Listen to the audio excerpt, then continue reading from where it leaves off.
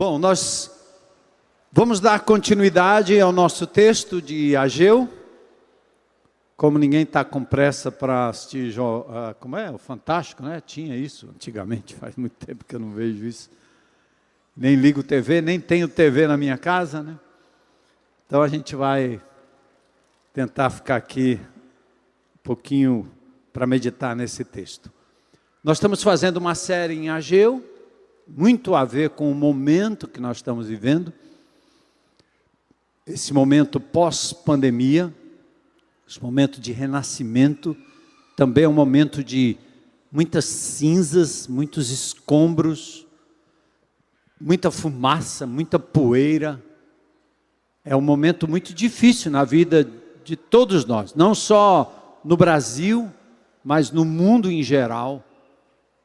Ninguém sabe exatamente como esse mundo vai caminhar, a não ser quem conhece a palavra de Deus.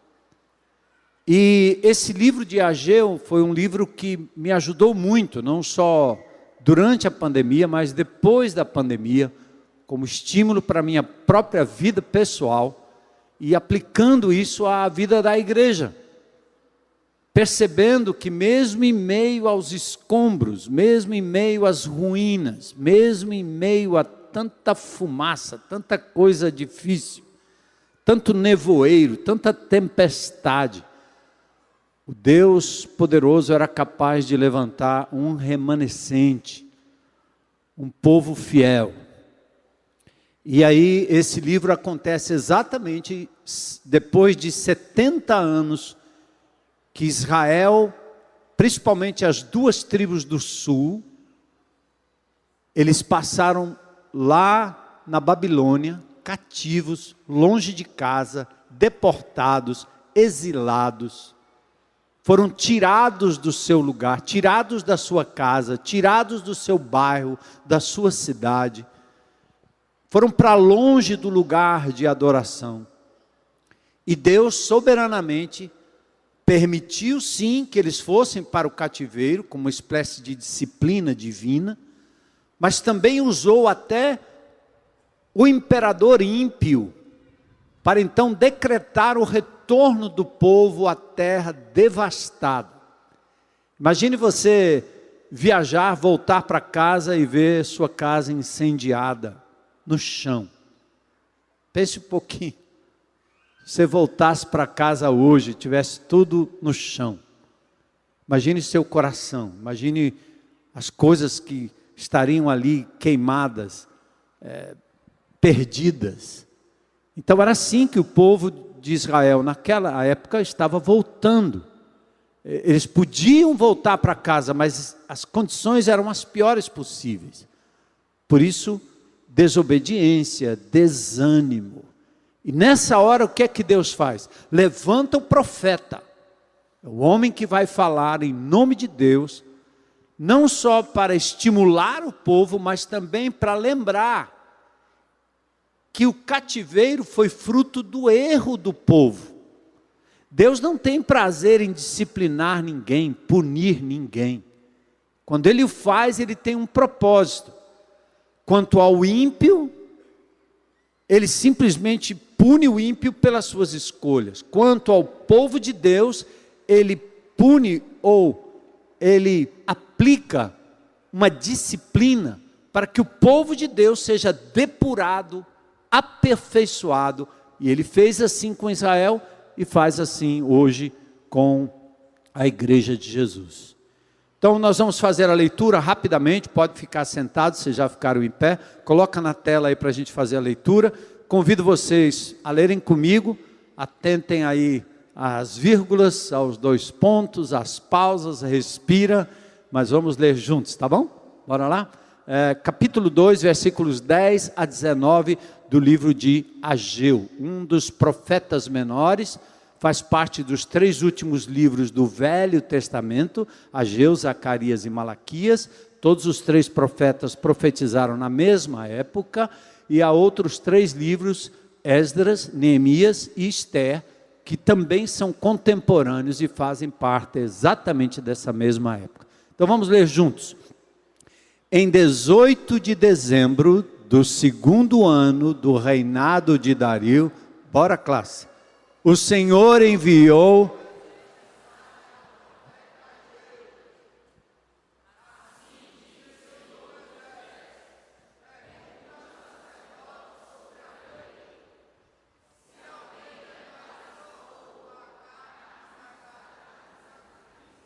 e se por acaso a roupa tocar num pão, num ensopado, em vinho,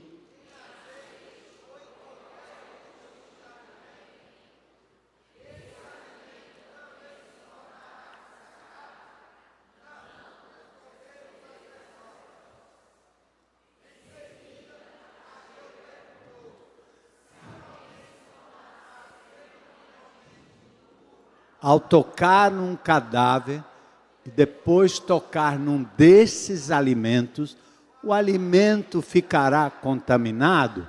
Sim. Então Ageu disse: é o que acontece com este povo e com esta nação, diz o Senhor. O que fazem e oferecem é contaminado por seu pecado.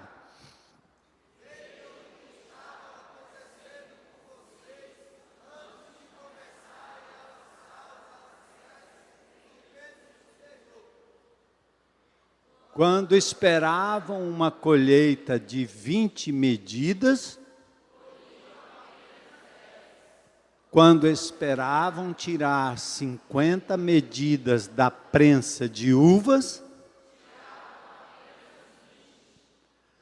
enviei ferrugem, mofo e granizo.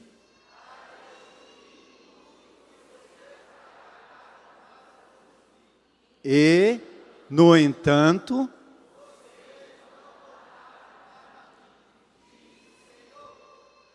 pensem neste 18 de dezembro.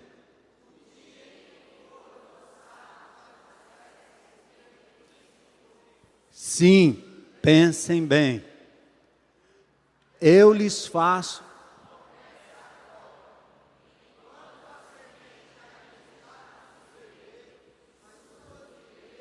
figueiras, romãzeiras e oliveiras ainda não deram frutos, mas de hoje em diante eu os abençoarei.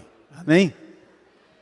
Senhor, obrigado por essa palavra poderosa, pela tua igreja viva, pelos exemplos de vida e submissão à tua palavra, à igreja, à liderança.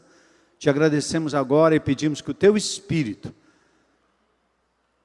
traga a nossa mente cativa à tua palavra, que nada nos distraia, para que o Espírito de Deus fale abertamente ao nosso coração. É o que nós te pedimos em nome de Jesus. Amém. Amém. Considere, isso é uma palavra que aparece aqui, aliás, um verbo que aparece em Ageu. Deus dizendo: considere a sua desobediência, considere o seu medo, considere o seu desânimo. Agora ele diz: considere a sua impureza, perceba a sujeira que está em suas vestes. Mas, acima de tudo, perceba o que está no seu coração. Essa é a palavra. Às vezes você tem uma coisa suja e alguém tem que dizer que está sujo, você não percebe. Ah, tem uns cílios aqui, tem uma mancha aqui, tem uma coisa nas suas costas, tem algo no seu cabelo, tem algo na sua testa. Você não percebe. E Deus está dizendo: considere. Às vezes a coisa no seu comportamento, na sua vida, na sua forma de viver, de fazer, de falar, que Deus está dizendo: preste atenção. A igreja de Jesus, assim como o povo de Deus do Velho Testamento, ela tinha na sua e tem na sua rotina ritos, programas, orações, por exemplo, jejuns, práticas religiosas que nós nos apegamos rapidamente àquilo, né? A quem ora, quem faz jejum, quem lê a Bíblia, quem dá o dízimo, quem frequenta o culto, quem faz as orações de intercessão, quem serve no ministério. Então, são atividades que muitas vezes mascaram aquilo que está dentro do nosso coração. Era assim em Israel, é assim com a gente. Às vezes nós estamos ativos no corpo de Cristo, ativos nos rituais que Deus estabeleceu, não é algo que Deus disse para você não fazer, Ele não disse para Israel não fazer, ao contrário, eram mandamentos, mas isso estava mascarando o pecado lá dentro. Assim como os grandes religiosos da época de Jesus, chamados de saduceus e fariseus, eles não eram pessoas más, eles eram os responsáveis pela lei, responsáveis pelo ensino da palavra. Mas Jesus, em Mateus capítulo 23, os confronta dizendo: vocês são sepulcros caiados, do lado de fora vocês são branquinhos, mas lá dentro vocês estão cheios de coisa ruim. Mateus 23, 27 diz: que aflição os espera, mestres da lei e fariseus, hipócritas. A hipocrisia é viver incoerente com aquilo que se ensina, com aquilo que se prega. Vocês são como túmulos pintados de branco, bonitos por fora, mas cheios de ossos e toda espécie de impureza por dentro. Isaías capítulo 1, versículos 3 a 17, olha que incrível. Aquilo que parecia ser uma coisa tão espiritual, olha como Deus, o Todo-Poderoso, reage, como Ele avalia. Deus diz assim: parem de trazer ofertas inúteis. O incenso que vocês oferecem me dá náuseas.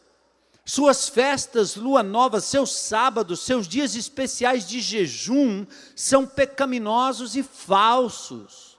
Não aguento mais suas reuniões, seus cultos. Odeio suas festas. Não olharei para vocês quando vocês levantarem as mãos para orar, ainda que ofereçam muitas orações. Deus diz: eu não vou ouvir. Ué, por quê? Porque Ele diz: suas mãos estão cobertas de sangue. Aí Deus diz: lavem-se, limpem-se, removam seus pecados da minha vista, parem de fazer o mal.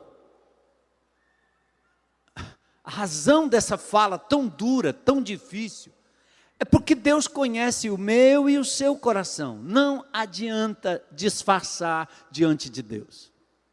Ele sabe.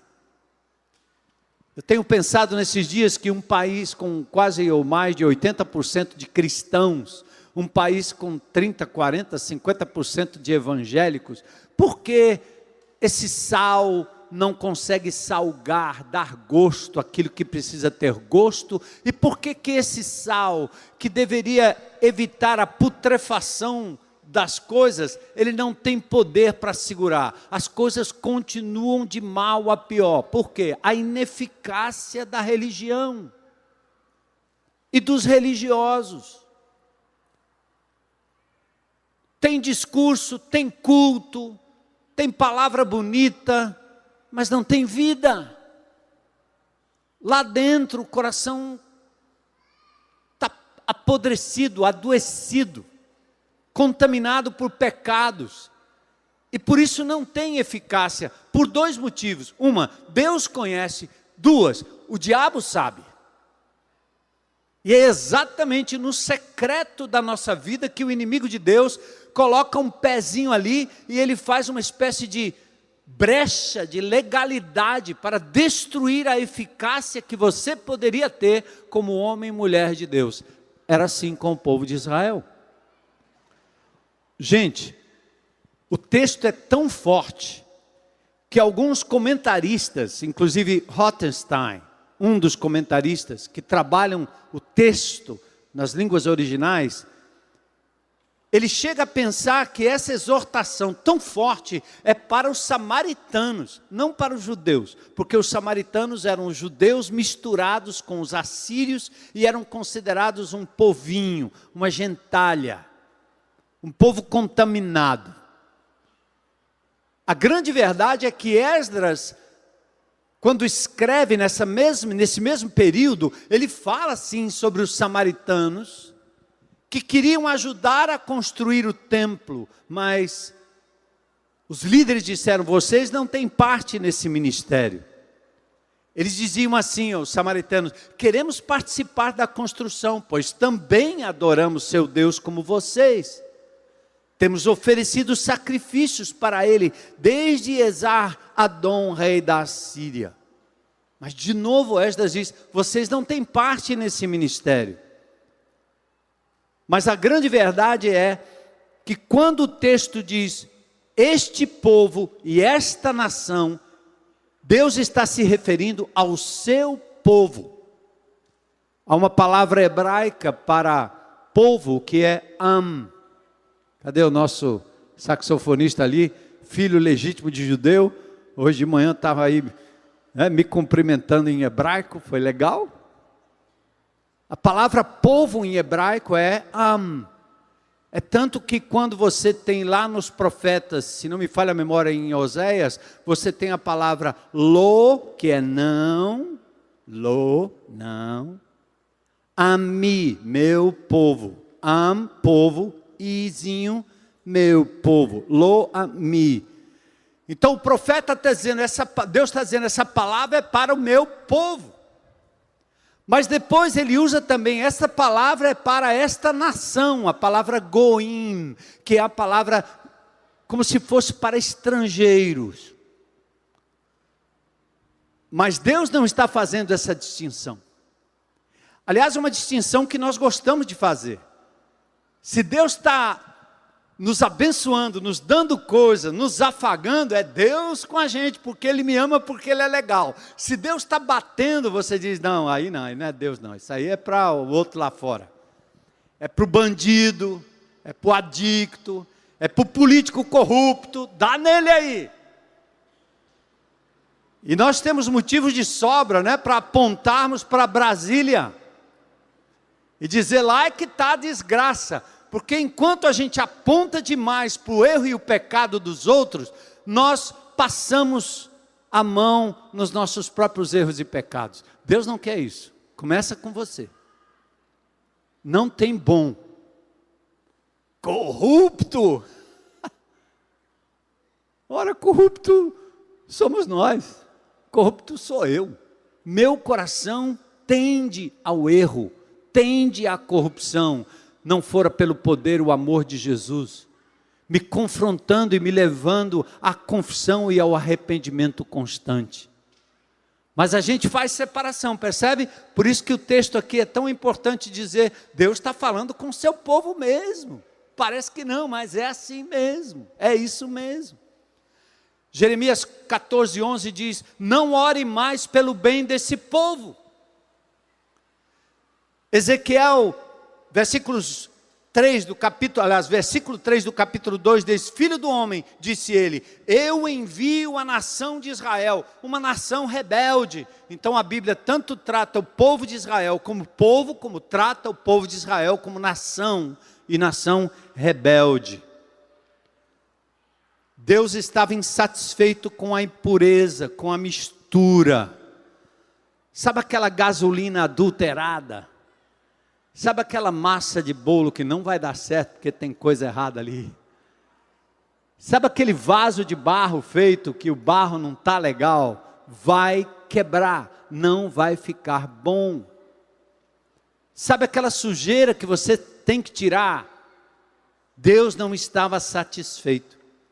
Desde a chegada dos primeiros exilados, um altar de sacrifício foi erigido. Eles começaram imediatamente a adorar Deus. O ritual começou, mas Deus estava insatisfeito com a mistura de ora, lê a Bíblia, canta hino, faz parte do coral, mas em casa ele maltrata os filhos, maltrata a mulher, ele é um sonegador de impostos, ele é um mentiroso, ele é um devedor, ele é um indivíduo irado, iracundo, é um indivíduo vingativo, e Deus está dizendo, isso não dá certo comigo, porque eu não compactuo com isso. Então o povo estava adorando, o povo estava louvando, o povo estava jejuando. Quer uma coisa mais espiritual? E no meio evangélico é assim, quem jejua mais, quem ora mais, quem grita mais, quem fala mais glória, aleluia, é o santarrão do negócio. Esse é o ungido poderoso. Porque é assim que a gente vê. As bênçãos poderiam ser adiados pela impureza do povo. Por isso o alerta ao arrependimento. O que Deus está fazendo aqui é, presta atenção aí. Vocês já são meu povo, minha nação. Vocês já estão dentro do meu pacto. Mas não tem como eu abençoá-los, não tem como eu continuar tratando de vocês com a mistura de adoração e pecado. Por isso eu vou levantar o profeta para denunciar a sujeira que está aí no seu coração. Esse é o meu Deus, que ama o seu povo e que não apenas afaga, que não faz o que o povo quer, que não manda pregar aquilo que é legal, que é bonito, porque tem crente que até faz isso, ele pula de igreja em igreja, porque ele vai achar um lugar onde a pregação é para levar para cima. A pregação da palavra de Deus te leva para cima, mas também te leva para baixo, para o pó, para se humilhar, para entender que você não pode usufruir da bênção de Deus se estiver com o coração sujo, entende? É como um cano, a água não vai passar, tem sujeira, tem que limpar, a pia entupiu, entendeu? Caiu sujeira, dona Maria, para com isso, vai transbordar tudo. Então é preciso o quê? Limpa, para que a água possa fluir e continuar limpando a sujeira. Por isso nós cantamos aqui, né? Por isso vocês já cantaram, porque esses louvores que estão sendo entoados aqui, na segunda-feira eu passo o texto que eu vou pregar, e eles se debruçam em cima de um repertório, e escolhem as músicas que estão de acordo com a palavra de Deus, para que vocês já comecem cantando, purifica-me, Senhor Jesus. Glória a Deus. Estão comigo? Purifica-me, amém? Rapaz, eu cantei isso, nem sabia, nem percebi. Pediu, mas não percebeu. Então vamos lá. Aí o profeta vai começar, primeiramente, confrontando as autoridades eclesiásticas aqui.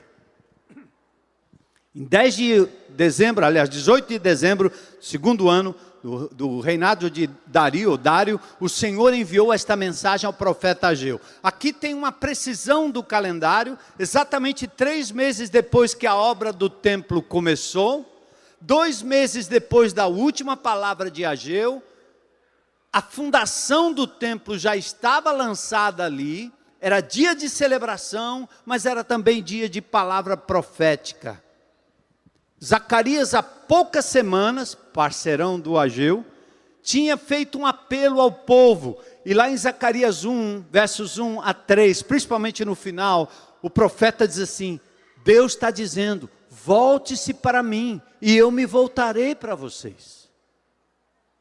Voltem-se para mim, e eu me voltarei para vocês. Então, amados, apesar do milagre do retorno, o remanescente de Israel precisava de purificação, porque senão a bênção não iria fluir. Entende, meu irmão? Quantos pecados secretos, ocultos, não confessados, nós carregamos até o ponto de nos tornarmos frios, cínicos, críticos, e por vezes vencido pela própria culpa e pela vergonha, e achamos que não tem mais retorno. E nessa hora nós temos que fazer como o salmista, como Davi. E essa igreja ao longo dos anos é uma igreja que não mascara seus problemas, seus erros, suas dificuldades. Que te dá a oportunidade de você aqui dizer, eu tenho esse problema. É por isso que a minha vocação sempre foi lidar com peça ruim. Porque Deus lidou comigo desse jeito.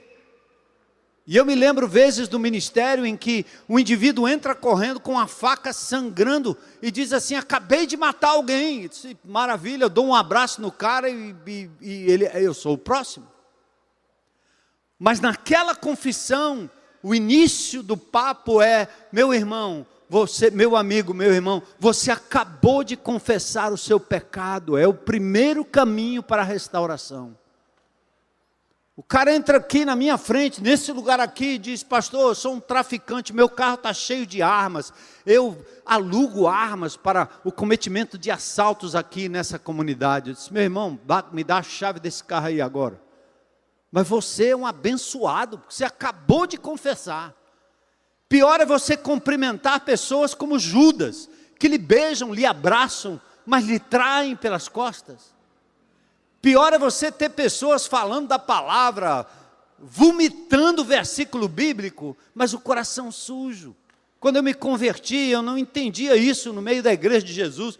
Os caras que eram os diáconos, os homens com um grande currículo evangélico, eram os que mais maltratavam suas esposas em casa. Eram brutos. Mas na igreja eles eram os professores de teologia. Maldita teologia que leva o indivíduo a dar biblada na cabeça dos outros e não tem poder para limpar o seu próprio pecado. E eu não digo isso para dizer, agora você é o bonzão que está apontando o dedo para o nariz do outro. Mas é porque a pessoa que assim age, perde a bênção de Deus, entende? É como Deus olhando, é como um pai olhando para a criança, uma mãe olhando para uma criança, um bebezinho, e dizendo assim, eu fiz uma papinha para essa criança, mas ela está comendo terra. Eu tenho uma filha que hoje está nos Estados Unidos, né, nasceu lá. Quando ela era pequena, ela comia terra, bicho, minhoca, formiga, pedaço de pedra, tudo que tinha lá. Quando a gente mal percebia, ela estava chupando um pedaço de pedra e a terra para todo canto. Beleza, como é um negócio, como é que é isso aí? Meu? Mamãe preparou uma coisa boa e você está se alimentando com isso. É o que Deus olha para mim e para você, gente. Quando você erra, quando eu erro, Deus não fica irado com o seu pecado, querendo lhe destruir. Ele olha como uma mãe olha para um adolescente, para uma criança e diz, eu preparei o melhor para você e olha o que é que você está fazendo. Entende? É amor de Deus.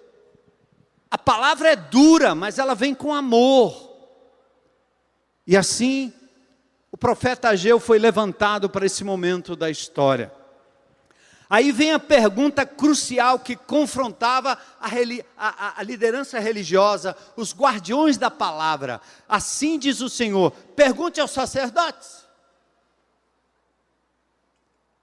Pergunte sobre a lei. O profeta deve estar no templo agora, falando em nome de Deus, e relaciona a liderança religiosa com a lei, com a palavra. Está com a Bíblia na mão? Pergunte a eles.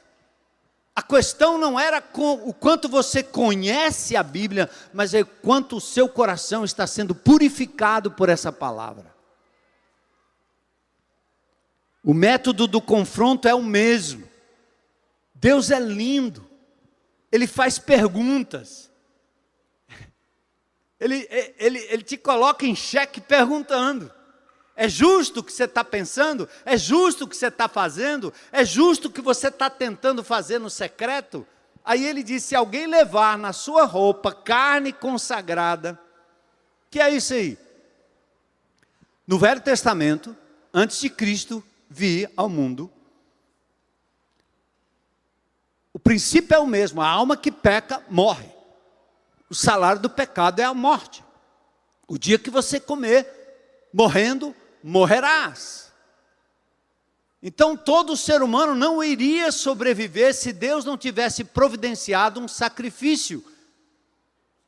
Os defensores dos animaizinhos, né? não pode matar, não pode não sei o quê, não pode matar planta, não pode matar peixe, não pode matar nada. O cara morre bem rápido, porque a natureza é assim. Tudo que você vai comer é orgânico, não é só mineral, é orgânico.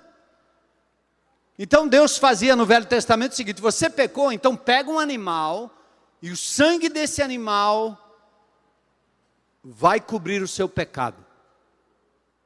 E cobriria o Yom Kippur, o dia da expiação, cobriria como um cheque a ser resgatado na cruz do Calvário, quando Jesus viesse, porque ele, como bom católico, você vai responder: eis o Cordeiro de Deus que...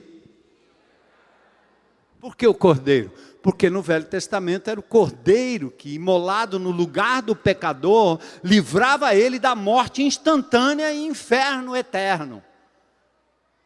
Só que os sacrifícios, eles tinham carne queimada, gordura queimada, vários altares no templo, mas os sacerdotes também podiam se alimentar daquela carne, e o ofertante também. Então, quando terminava o sacrifício, era tanta carne, eles traziam aquela carne consagrada, sacrificada aqui nas suas vestes. Então, botava aqui no lado, um alforje, aquelas saias compridas, né? Aí botava aqui. E o sacerdote está perguntando: bom, a carne é santificada, então quer dizer que se ela tocar nos outros alimentos, os alimentos vão ser santificados? Aí a resposta é não. Sabe por quê? Não se consagra por osmose. Osmose é um processo físico-químico. O diluente água vai absorvendo aquilo que está num outro elemento.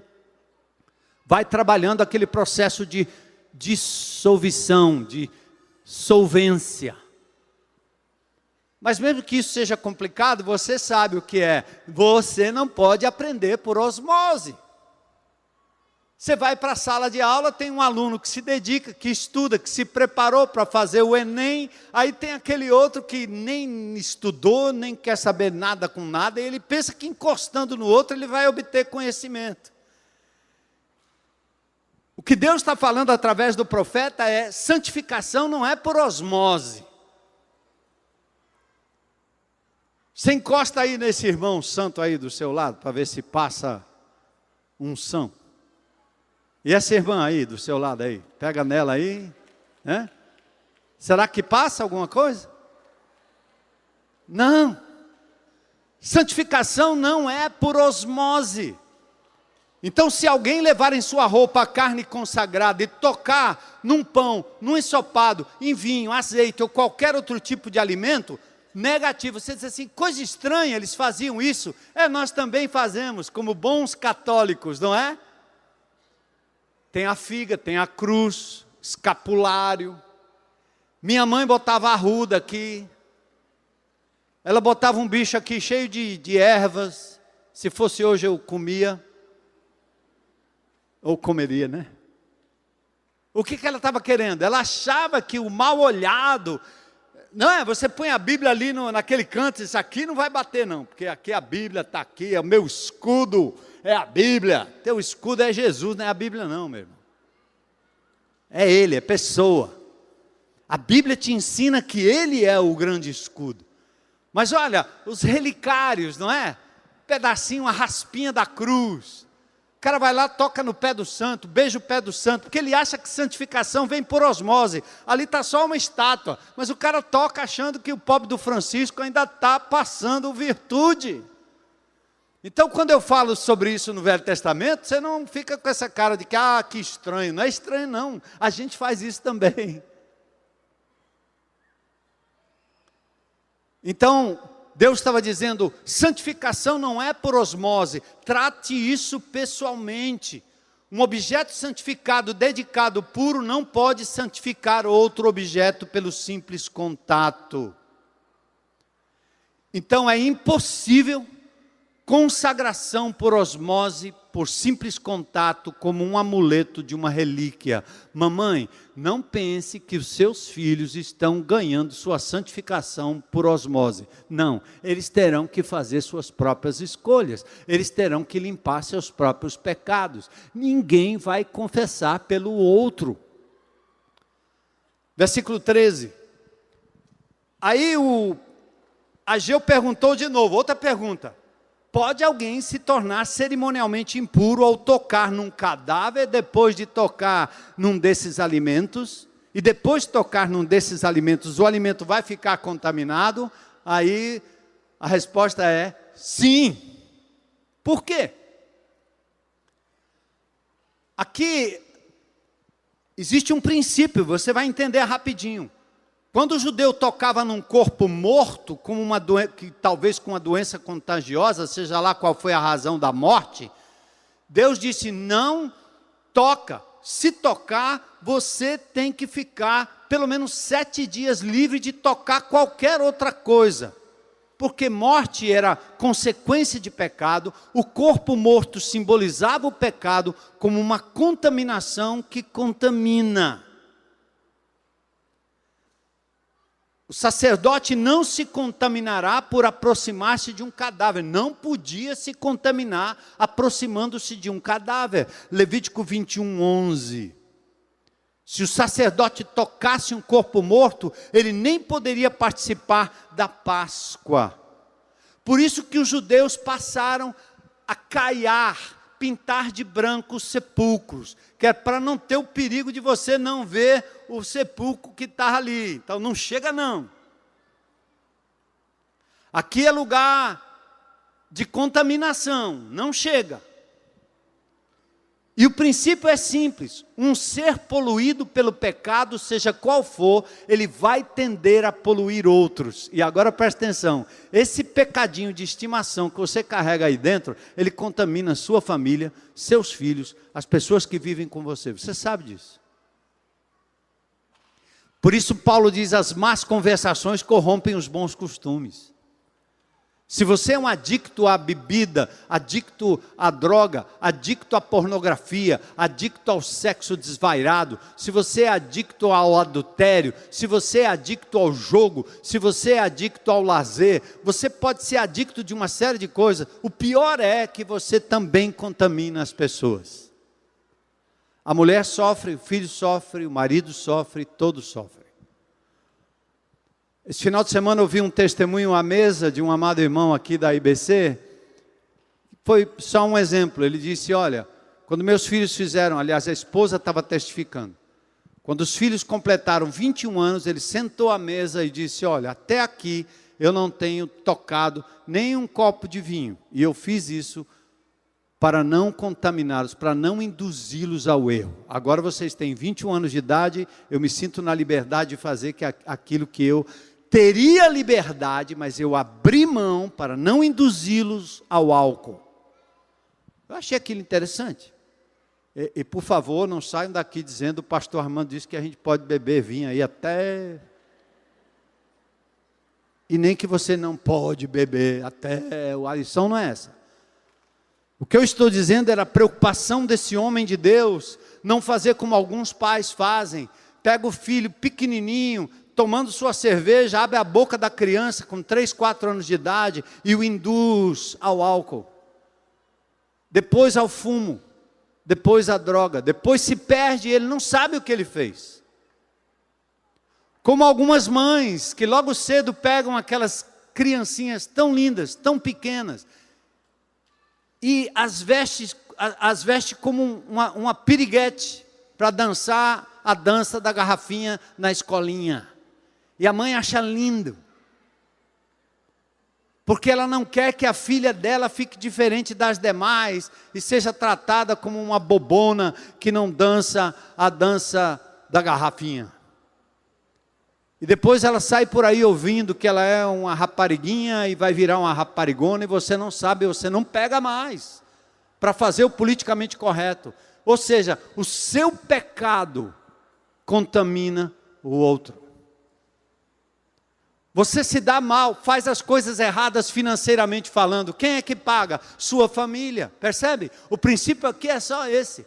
Santificação não vem por osmose, mas o pecado que eu curto, que você curte, que nós curtimos, que o povo curtia, contamina outros. Estão comigo aí, classe? A terceira coisa aqui, verso 14. Impureza produz impureza. Agora ele vai abrir o significado do que ele acabou de falar. Então Ageu disse: é o que acontece com este povo e com esta nação, diz o Senhor. Tudo que fazem e oferecem é contaminado por seu, o quê? Pecado. A comparação está feita pelo próprio profeta. Eu adiantei aqui para vocês entenderem, exemplifiquei para vocês entenderem, mas o profeta faz aqui a sua conclusão. A comparação está posta. Um coração impuro contamina o que está sendo ofertado. Israel foi separada como uma nação santa, mas os pecados do povo tornavam a nação impura. E tudo que eles faziam dava errado. Então, amados, você serve a Deus, você ora a Deus, você jejua. Sacrifício, serviço não combinam, ministério não combina com impureza moral, sexual, vida suja, vícios contumazes, pecados de estimação, violação dos mandamentos da palavra de Deus. Desobediência é a maior razão do descontentamento divino.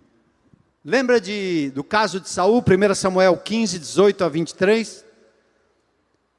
O Senhor disse para Saul: vai e destrua completamente aqueles pecadores, os amalequitas, lute contra eles até exterminá-los, limpa tudo, tira da sua vida, acaba com eles. Mas aí, Saul é confrontado pelo profeta, que diz: por que você não obedeceu ao Senhor? Por que você salvou coisas? Por que você resguardou coisas?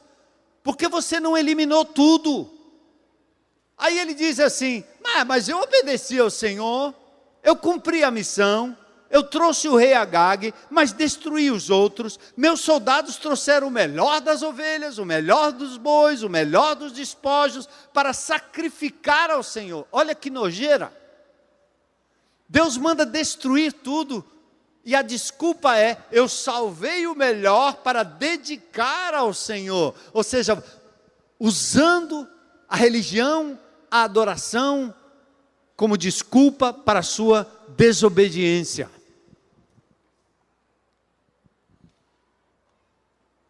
Mas eu entreguei ali, mas eu fiz ali, mas eu ajudei não sei o quê, eu fiz aquilo ali. E você fica disfarçando, Deus pedindo uma coisa de você, e você, em prol de um bem outro que está na sua cabeça, não na palavra de Deus, você vai se esquivando. Mas Samuel respondeu: o que mais agrada ao Senhor, mais do que holocaustos, sacrifícios, cultos, ofertas, hinos, cânticos, jejum, oração, eu estou acrescentando aqui, né? Mas a palavra de Deus diz assim: a obediência é melhor do que sacrifício, e a submissão ao Senhor é melhor do que ofertas de gorduras e carneiros. O que ele está dizendo: me obedeça, não disfarce com a sua religiosidade, meu povo. Resolva não ser alguém cujo comportamento e atitude ou pensamento contamine outros negativamente. Nessa igreja, desde o início, nós primamos pela liderança santa, pela liderança pura, pela liderança íntegra. E não é uma coisa que acontece, que o pastor é íntegro, e aí ele não vai pecar não. Ora, eu saí da minha casa para cá, eu tive 40 razões para pecar. Feio. Eu sou tentado do jeito que todo mundo é tentado. Mas o que é que eu preciso fazer para me livrar disso? andar diante da presença do meu Deus que é santo, e por Ele eu não vou fazer, por Ele eu vou me abster, por Ele eu abro mão, por Ele eu construo cercas para que o pecado fique longe de mim, por Ele eu não brinco com o pecado. Por que eu não gosto de assistir filme? Primeiro porque eu durmo. Segundo porque antigamente você assistia um filme do começo ao fim, não tinha uma cena nojenta, de adultério, de sexo, de violência louca. Aí eu digo, por que eu vou deixar esse negócio entrar na minha mente? Não. Cercas. Porque eu sou forte? Não, porque eu sou fraco. Porque eu reconheço a minha fraqueza. Você navega pela internet, você sabe o que entra no seu celular, você sabe o que entra no Zap, você sabe as insinuações que entram, você sabe os sites que pulam na sua frente. O que você vai fazer a respeito? Joga essa desgraça fora, arranca tua mão se você for pecar, arranca teu olho, é o que Deus diz, trata radicalmente com o pecado, porque senão você abre brecha, o diabo entra e você se torna um escravo, e nós temos que dizer, Senhor, liberta-nos. Primeiro porque não te agrada, segundo porque eu quero a tua bênção para a minha vida. Era assim que Ageu estava agindo com o povo e dizendo, olha aí, chega, resolva não ser alguém. O quarto ponto, versículos 15 a 17, nem o templo consagra. Veja o que está acontecendo com vocês antes de começar a lançar os alicerces. Ele está dizendo, vocês começaram a construir o templo, mas olha o que estava acontecendo na sua vida. Primeiro o profeta transmite aqui um lembrete. Ele diz assim, para o povo de Israel daquela época, presta atenção no que estava acontecendo na vida de vocês. Presta atenção. Aí ele começa a descrever. Veja, atentem bem. Acho que o profeta aqui falou igual o Ciro Gomes. Repare bem. Repare bem, repare bem. Presta atenção no que tem acontecido na sua vida. Aqui é uma abreviação, nesse texto aqui, do capítulo 1, verso 5. Considere o que está no coração, presta atenção. Aí o profeta relembra as consequências da desobediência. Ele diz assim, vocês tiveram uma colheita minguada. Ao invés de 20, vocês só colheram metade. Está vendo aí? O suco da uva. Ao invés de 50 medidas, só 20. Agora presta atenção aqui, Deus diz 3 coisas aqui, sobre ferrugem, mofo e granizo. Vocês perceberam que a ferrugem, que não é a ferrugem da oxidação, mas é um fenômeno que dava na lavoura. Ele está dizendo, vocês perceberam que vocês plantaram, mas parece que o sol estava acabando com a sua lavoura, queimando a sua lavoura com uma ferrugem chamuscada, abrasada, uma queimação que vinha do vento quente do período. Vocês perceberam que os seus cereais estavam cheios de fungos que atacavam os grãos, impedindo o amadurecimento, o mofo. Aí depois vocês perceberam que vocês plantaram e depois chovia granizo. Eu sou nascido e criado em São Paulo. Eu me lembro, na época da minha empresa, eu comprei um carro novo, um carro lindo, um carro bonito, um Fusca vermelho. Pense no xodó daquele Fusca. Aí eu fui para Atibaia, onde eu tinha um terreno, lá perto da estância da Palavra da Vida. E eu fui ali para a Palavra da Vida. Quando eu voltei, realmente choveu forte e choveu muito. Quando eu voltei, o Fusca estava picotado, a pintura todinha, porque caiu uma chuva de granizo, tamanho de ovo. Cada pedrinha era o tamanho de um ovo. Acabou com a pintura. E quem não correr e levar aquelas pedradas na cabeça, vai ter traumatismo craniano. Deus está dizendo assim, mandei a ferrugem, mandei o mofo, mandei o granizo, e mesmo assim vocês não se arrependeram. que é que Deus está dizendo, igreja? Que Ele fala através da sua palavra, mas você faz ouvido moco. Ou você não abre, ou você não limpa. Deus fala e você não ouve, Ele sussurra carinhosamente, como a minha mãe dizia, meu filho, faça não. Era mesmo que nada. Aí ela me pegava pela orelha, levantava para um lado, minha mãe de 2 metros, depois pegava pela outra, me levantava, e depois eu levava uma surra de correia de máquina Singer.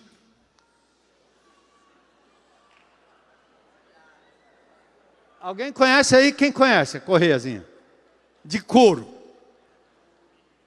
Pense nos vergalhões. Hoje ela seria presa, mas se ela fosse presa hoje, eu estaria na cadeia ou morto. A minha mãe me disciplinou porque ela me amou.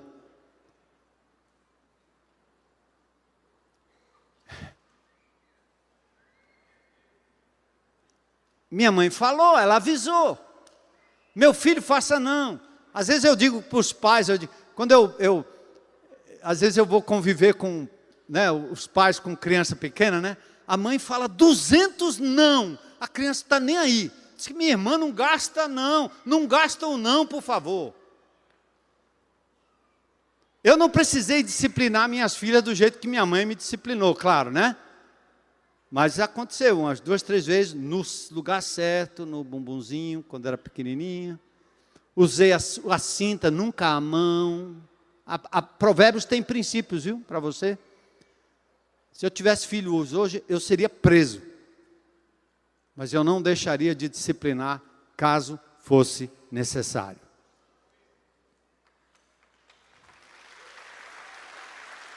Simples assim.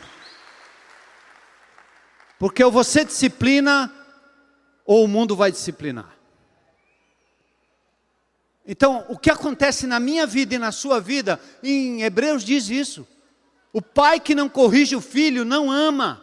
Deus nos corrige. Nós já estamos com o nosso passaporte para o céu, amém? Qual é a senha? Jesus, amém? Então nós já vamos. Só que ele está dizendo assim, por que enquanto você está aqui, você vai viver uma vida miserável, sem a bênção de Deus, por causa do pecado que você está nutrindo? Já foi pago, mas isso está fazendo mal para você. Então o que Deus faz? Ele sussurra no culto, no GR, na leitura, ele fala bem calmo com você. Para com isso, cara. Tira isso da sua vida. Isso não é bom não. Essa pornografia aí não vai te levar a nada.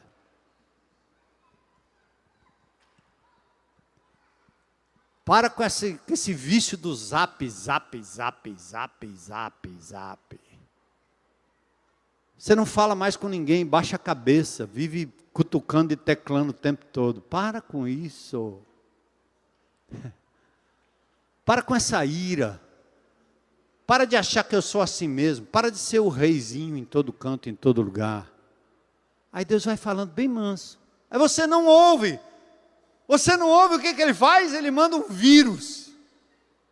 Bem pequenininho. E você, o grandão, bonitão, fortão, malhadão, fica prostrado numa maca.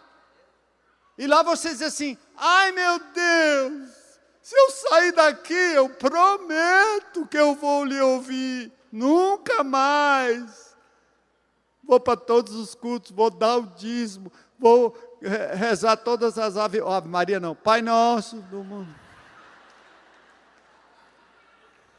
O cara faz 1 milhão de promessas. E quando ele sai de lá, ele cumpre. Daqui a pouco ele esqueceu tudo de novo, ficou forte de novo e diz, agora é comigo. E volta de novo, volta para a cachaça, volta para a droga, volta para isso. Aí Deus vai aumentando a força do megafone. Talvez um exemplo importante para você é perceber que nem toda desgraça tem origem no diabo. Primeiro, ela é acionada pelo seu próprio pecado. Segundo, ela pode ser um instrumento de Deus para te humilhar e colocar no chão. Então, quando eu chegava em casa, que a minha mãe voltava da feira, e eu tinha aprontado na casa da dona Julieta, vizinha, eu já corria para ela e disse: mãe, eu quebrei, mãe, eu fiz, mãe, mas nem sempre adiantava, né? Com a minha mãe, claro. Às vezes eu colocava até uma telha inteira aqui na minha calça. E quantas almofadas que eu tentei. Mas, meu Deus, se eu sei que o Deus a quem eu sirvo é um Deus que me ama a ponto de me disciplinar, por que eu não me adianto? Por que eu não limpo? Por que eu não corro para Ele? Era isso que o profeta estava fazendo aqui em Israel. E vamos fechar. Porque aconteceu tudo isso e o verso 17 diz: vocês não voltaram para mim. Uma teimosa característica dos impenitentes, inclusive no Apocalipse. Olha o nosso país, olha a América Latina, olha o mundo, olha o que está acontecendo. Deus está mandando a disciplina, mas como no Apocalipse, as pessoas ainda assim não se arrependem. E para terminar, o pessoal do louvor pode subir. A graça de Deus é capaz de consagrar. Não é por osmose, não é o alimento, não é o que se toca, mas é a graça. Por isso ele diz: pensem bem, reparem bem, de agora em diante. E esse é o convite: arrependimento. Faça como o limpador de para-brisa do seu carro, tá certo? Eu fui para uma competição esses dias e a água não funcionava. Aí passei numa poça d'água, fechou tudo. Eu tentei e não deu certo. Passei a corrida toda, um perigo louco, sem poder enxergar na frente. O que Deus está querendo é: limpa. Pecou? Limpa. Confessa. 1 João 1,9. Se confessarmos os nossos pecados, Ele é fiel e justo para nos perdoar os pecados e nos purificar de toda injustiça. O profeta está dizendo para o povo: repare bem, agora era a hora de olhar para o futuro. Deus está dizendo para mim e para você, como disse para Israel naquele dia: é a partir de hoje, vamos. Lá era 18 de dezembro, aqui 13 de novembro, o dia em que os alicerces do templo foram lançados, quando os construtores começaram a restauração.